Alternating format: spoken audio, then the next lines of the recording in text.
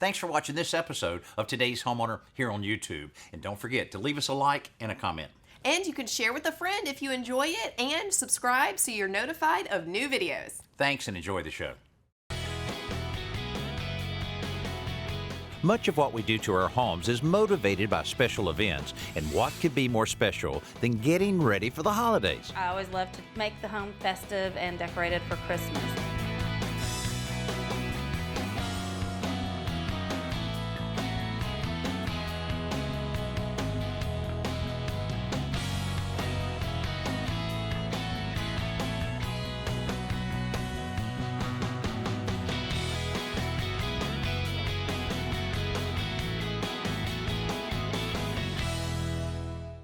Elizabeth Lemieux lives in this home with her two youngest children, Lauren and Jarrett. Things have been pretty hectic since they moved in here 2 years ago, so they haven't been able to decorate for the holidays like they want to. I always love to make the home festive and decorated for Christmas because my youngest son was born 2 days after Christmas. For Jarrett, it's like he's decorating for his birthday party.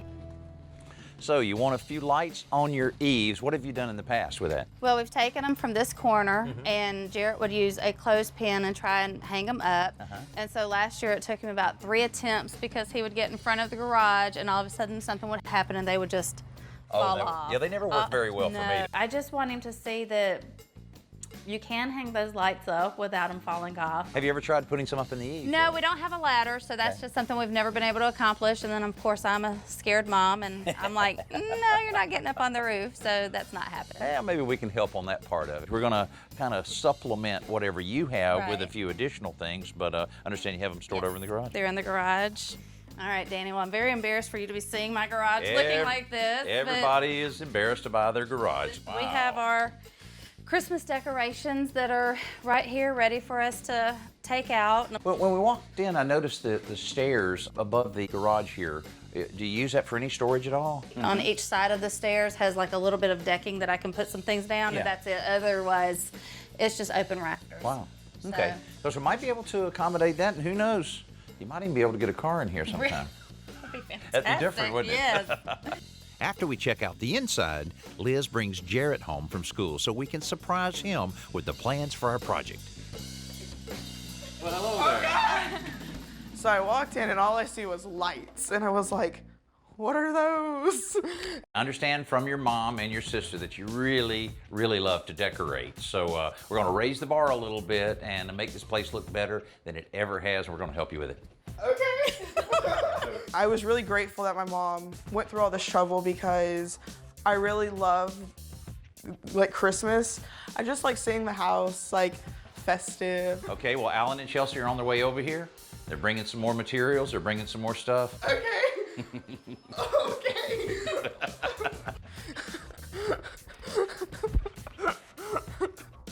Okay. We did surprise you. Hello, everybody. Hey. This is Alan. This is Chelsea. Hey. Oh, you got something in your hand? Well, thanks. So you already Nice have a to lot of meet stuff. you. You got a lot of stuff here already. Yes, we were just going through, kind of reminiscing. One of this family's favorite decorations is a miniature Christmas village they've been piecing together for years. My mother started me on this about 25 years ago, so every year she has built and built and built, adding things to it. First of all, where do you actually display this? I haven't displayed this in over 2 years. Really? How much square footage do you think we're talking about here? At least 5 feet long. I'm looking at my old entertainment center. Okay. And it's actually grown over the years. It's much larger than that. I may be crazy here, but I'm seeing a mountainside. Let's do something instead of spreading it out. Let's bring it up and stagger and tier it. Okay. What do you think of something like that? I think it sounds great. Okay. All right. To get things rolling, I decide to tackle the outside lights with Jared. Now, before, you ran the lights along here, I understand, and then back around the other side. Yes, sir. Okay. Clothespins didn't work so well, huh? No. Well, let's try these. Check this out. This sneaks right under the shingle, like my finger's a shingle. Then, check this out. You go like that, and that bulb's going to fit right in there. Okay. So we can put these on every bulb or every other bulb all the way around, and then when you get ready to take them down, when you take your Christmas lights down, like sometime in February? Yeah. All right, so we'll run all of these over to that far corner, and they're going to put this stake in the ground. Now, this is a stake that you'll be able to control with your smartphone. Okay. We'll sync it up, and then just think of all the fun you'll have. You know, like when you're away somewhere and the lights go on, go off, it'll drive your mom crazy. That's what we all want to do. So there you go. So let's get started. I'll get the ladder up here. You start getting some of the lights out, getting some of the clips ready, and we'll start running down the front of this place.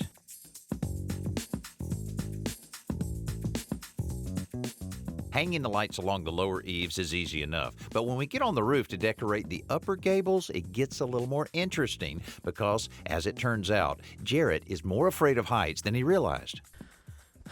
I didn't realize how big the roof was until I was actually up there and I could see the rest of my neighborhood.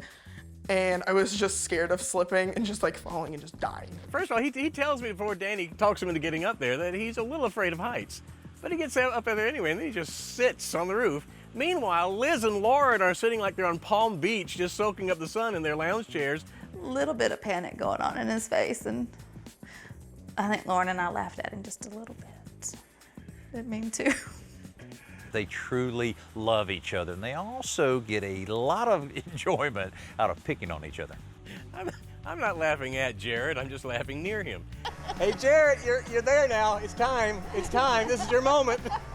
This is your moment. Are you are? Put the one bulb in. Once the lights are all in place, Jarrett is very relieved to get back on the ground. I didn't die. Right, you're not on the ground yet. I know that Danny loves palette projects, and since this is a holiday episode, I thought I'd show how to make a decorative Christmas tree from an old wooden pallet. Start by marking 2 diagonal lines from the top down to the second to the last slat on both sides.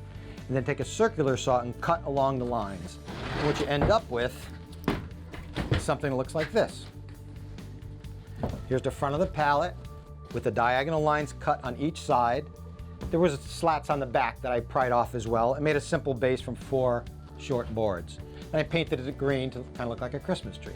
Now at this stage, you can take it and wrap it in lights or garland, and you can either paint ornaments on it, paint Christmas ornaments, or what I thought I'd do is see about hanging actual Christmas ornaments. So I'm just going to drill a small diameter hole through at the end or near the end of the slats. Then take the wire hook from the ornament and pass it through. Bend it over on this side, and there you go. It costs absolutely nothing because the pallets are free. You wind up with a very beautiful, decorative Christmas tree.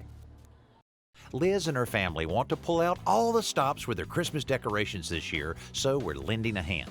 Her son Jarrett and I have strung the lights outside and connected them to a Wi-Fi enabled power supply so they can be controlled by a smartphone or tablet. We also used a weather-tight housing to seal the cord connections. Protecting your home surface is important too, so if you want to hang a wreath without damaging a door, put a thumbtack into the top edge and suspend the wreath with fishing line. Plant ties or zip ties are great for attaching garland or lights to handrails without using any nails or screws.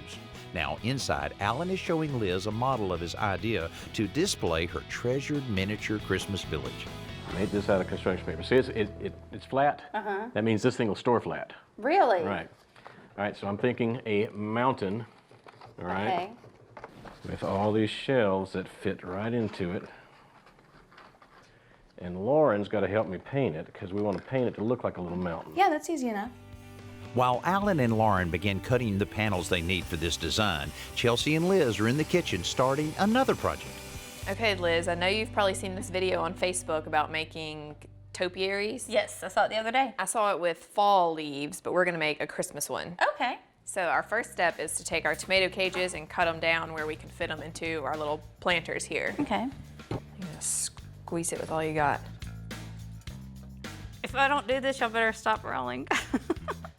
I'm weak. Oh, I can't even do it. Okay. No, if the pregnant girl can do it, I'm gonna be very upset.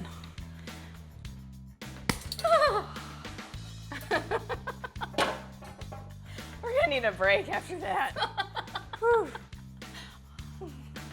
Eventually, they get to the next step, which is connecting the wires at the top so they can begin wrapping the cage with garland. Wrapping the whole tree must be tedious because these two are getting a little loopy. We are so glad you could join us. I have my beautiful co-host, Chelsea. tree, y'all. The tree was just getting into it, you know? The topiary was just like, I'm gonna be the star of the show. What is the deal with that Santa Claus? My mother gave me the Santa Claus. She is a collector of many things Christmas. It haunts me. It has haunted me since I was a little kid, and it haunts me to this day. It's got no neck. It's not scary. Nobody else has one. That's true. You know how your mom was talking about she'd love to be able to park a car in the garage? Well, maybe you'll be the hero there and being able to provide some nice storage up here. I'll tell you what, this is almost perfect for us to take a couple pieces of 1/2-inch plywood, and then we can put one sheet there, and then all of this stuff and a lot of that stuff down there can end up in here. Sounds good. Once we cut the plywood in half lengthwise, we can hand it up through the narrow attic access door to begin decking. To prevent damaging the wires, I'm making shallow notches in the top of the ceiling joist with a chisel. This also allows the plywood to lie flat, but you have to remember where the notches are so that you don't hit the wires when you secure the plywood with screws. Just adding 64 square feet of floor space to this attic makes an enormous difference to how much you can store. Finding what you need, well, that's a different matter. Plastic storage bins like this are a perfect way to keep yourself organized around your home, especially during the holidays. And I like the real clear ones here that you can see exactly what's in it. But whether you have a clear one or some of the festive colored ones, it's better to maybe write on it and label it where it goes in the house instead of what's in the box. The same is true for smaller things like strings of lights. Notch a piece of cardboard on each end to make a cord caddy to wrap them around. Then label the cardboard with the location where the lights will be used. Hey Liz, I didn't really fluff mine as I went, so I'm gonna just pull some branches out that we can put our lights on. Okay, this is called zhuzhing. Zhuzhing. Can you spell that? And use it in a sentence, please. Zhuzhing is my way of expressing that I am fluffing the tree, that I'm getting it ready for its grand appearance, so it had to be zhuzhed. It's funny, when you're putting the garland on, we start at the bottom and went to the top. But with the lights, we start at the top and go to the bottom. That way your plug is, towards the bottom where your outlet would theoretically be, at least. Buying topiaries in the store, especially for this size, can be really expensive. The price for these, we added up, is a little less than $50 per topiary, and they could easily cost 3 times that in a store. So I'm ready to go make some for my house. Meanwhile, Alan and Lauren have cut out all the pieces they need for their display stand, sanded them to remove any of the raw edges, and connected the 2 vertical pieces of the mountain with a piano hinge. Next, they cut notches in the vertical pieces to support the horizontal shelves.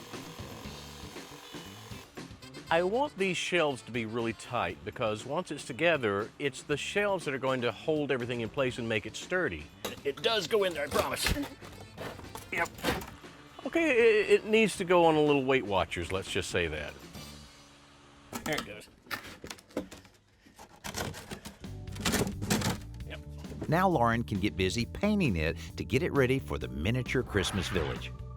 When it comes to taking measurements, I love my tape measure just as much as you do, but I will tell you this, I'm really excited about this laser measure that I just discovered from Bosch. Now, when it comes to laser measures, one of the things I find is I want to make sure it's accurate, I want to make sure it's easy to read, and a couple of other features. Well, first of all, when you turn this thing on, you'll see just how easy to read, and that's really important to me. Now, as far as accuracy goes, it's accurate to within a 1/16 of an inch, and I can measure as far away as 165 feet. That is awesome.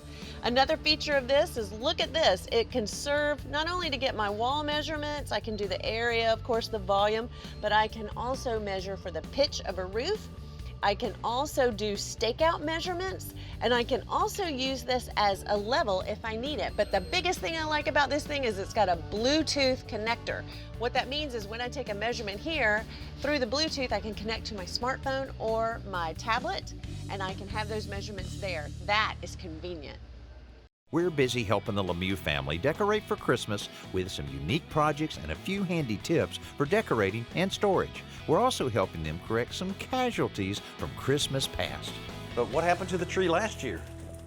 We had some issues with the lights going out, and we tried to fix it, but We couldn't, so we had to throw it away. Boy, I wish I had known you then, because I have this great tool that I found out about that could have really taken care of the whole thing. Oh, wow. The Light Keeper Pro is a tool that helps you diagnose and repair most incandescent holiday lights. When a bulb burns out, the shunt at its base is supposed to fuse together to keep the circuit from being interrupted, but that doesn't always happen. When you plug this tool into the light set and pull the trigger, you're sending a pulse through the line that finds the bad bulb and fixes the shunt, so the whole light set will work properly. The Light Keeper Pro also includes a bulb tester and a voltage detector to help you identify and correct other problems. Fortunately, the lights on Liz's new tree are all working perfectly, and so is our team, thanks to Chelsea's authoritative reading of all of the directions. Keep each needle straight. This will give a look of fullness to the tree. All right. I like the way you read. Then you want to put the skirt on, or you want to wait till we're done? Go ahead and put a skirt on, Annie. Ooh, yay. I hope it's got a big enough waist size. No, Dad, put the skirt on the tree. It's always fun when you're getting together and putting together the Christmas tree like this, but you have to remember in a few weeks or a month or so, you're going to be putting it up, so try to keep up with all the little different pieces that you need for packaging it together. On the other hand, if your family celebrates with a real tree, remember to cut at least a ½ inch off the trunk to help it absorb water.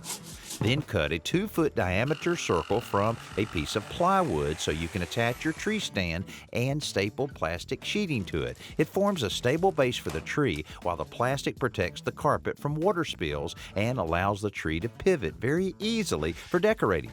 To simplify watering, tape a funnel to a length of plastic pipe and rest the pipe in the water reservoir. You can hide the funnel in the branches and then secure it with a bread tie. So Liz, you were talking about how you like the smell of a live tree. Smell that?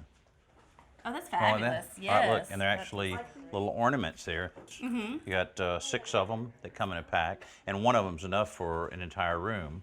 That's fantastic. So, and they look pretty cool. So we'll hang these on there, and then when people come in, smell they'll go, like Christmas. Is that a real tree? They'll definitely do that. So, It'll look like a real tree. It'll smell like a real tree. so Alan, I'm hanging some ornaments on now.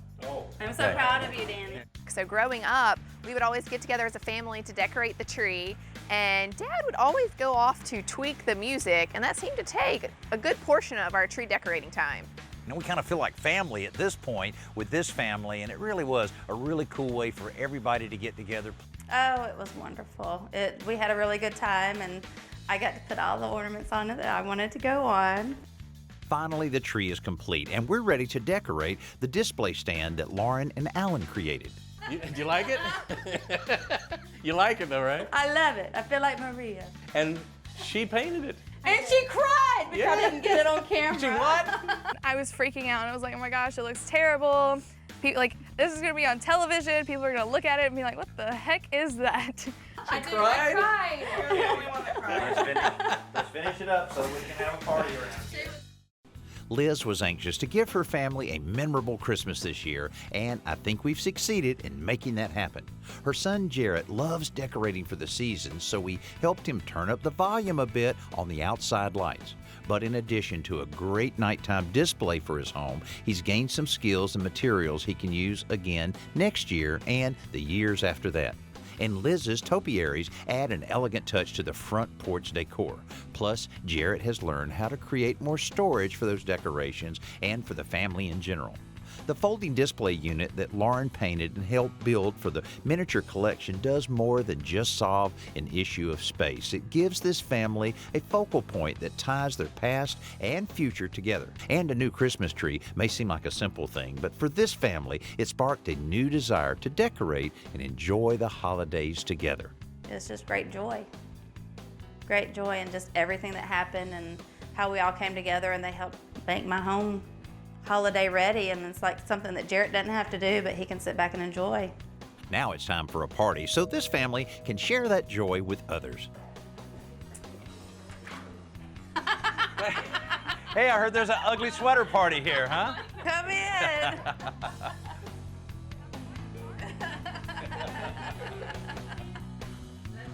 from the entire Today's Homeowner family to you and your family, I hope you have a Merry Christmas and Happy Holidays, and thanks for being with us. Hey, thanks for watching this episode of Today's Homeowner. And don't forget to comment, like, and hit the bell icon so that we can notify you when new videos are posted. And don't go anywhere, click around and continue the home improving fun.